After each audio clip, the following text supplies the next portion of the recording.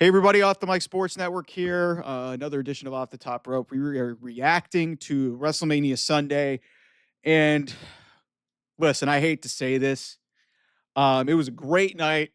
And then the main event happened, and God bless them.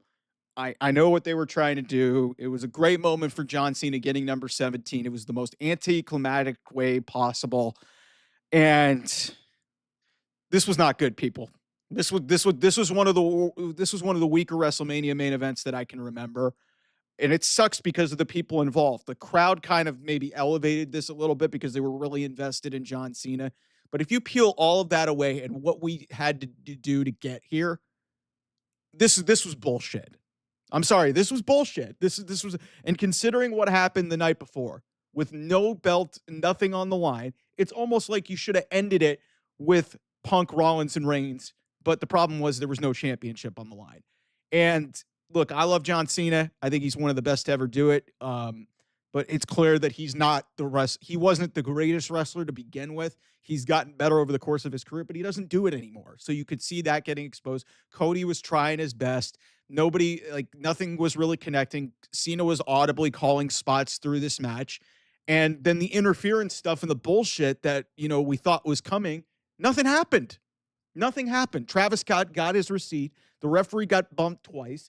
And then there was the spot at the end where Cody just, didn't want to hit Cena with the title. Cena dick kick cities him and, goes yam bag city on him. And that's the match. That's and a title to the head. And that's the finish to WrestleMania. That's not good. And the fact that The Rock, we need to address this for a second. The fact that The Rock was not there for both nights of WrestleMania, considering he played a central role in one of the biggest heel turns in the last, in maybe in the history of wrestling. And he's not there at all. And he is on the board of directors. Don't tell me that this is Triple H's fault, okay? Triple H is hamstrung. Rock has the most power of almost anybody in that entire company. If Rock really wanted to be there, he would have been there. And he wasn't. What does that tell you as a fan? Especially after you got emotionally invested in the selling of the soul and all this other stuff. And then the payoff at WrestleMania is just John Cena winning for the 17th time. What a joke, man. I'm so frustrated because it's the reverse of what happened on night one, where a lot of the undercard was shit. Nothing was really horrendously bad. And then you get the amazing main event. You got a bunch of amazing moments and matches across this night too. Joe Hendry fucking showed up, which was insane. Becky Lynch comes back, and we could debate that till the ends of time about how her, getting Bayley pulled from this show, and we'll never know the politics of that. But no involvement from Heyman and Seth following that incredible night one. And we were thinking that we were going to get a click, formation there.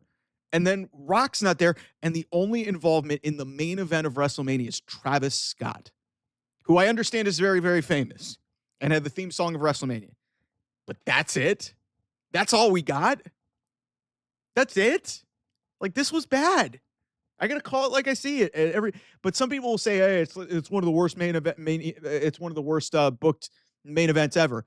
It's like, have you guys seen the main events of the last two pay-per-views that AEW has done? Don't give me that shit. This was bad, but in the terms of the annals of WrestleMania main events, this was not the worst WrestleMania main event ever.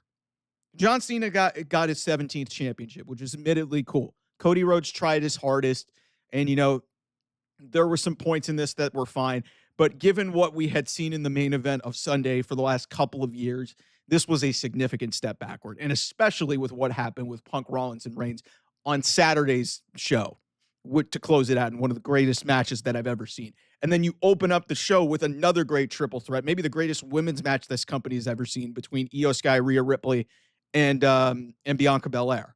There was so much great stuff littered up and down this card, but it's going to be kind of, I got to call it like I see it. You guys know me, I'm fair.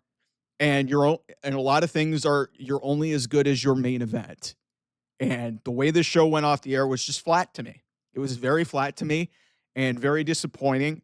It sucks, but these are the punches that you roll with. Some things are out of your control, and that's really what was at hand here. Like, hey, you have John Cena in his final year. You turned him heel.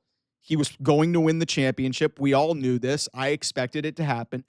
And, I thought that they could maybe pull something out of it, but God bless John Cena. He is at this stage of his career, he is not a main event. Like, he's not that, he's not going to give you, like, I saw this at WrestleMania 39. Okay. I saw this at WrestleMania 39 against Austin Theory. They tried their best, but it was not a very good, it was a TV match. This was not very good either. And it gets exposed because it's the last thing that we saw from this WrestleMania weekend. It was very flat, very underwhelming. Um, that being said, all in all, this was a great weekend for the company. They acquired AAA. All these other things go on. Thank you guys so much for everybody who's been on the channel. But like I said, kind of a dud ending. It is what it is. We'll move on. It happens. Hopefully, the build to WrestleMania 42 is more exciting.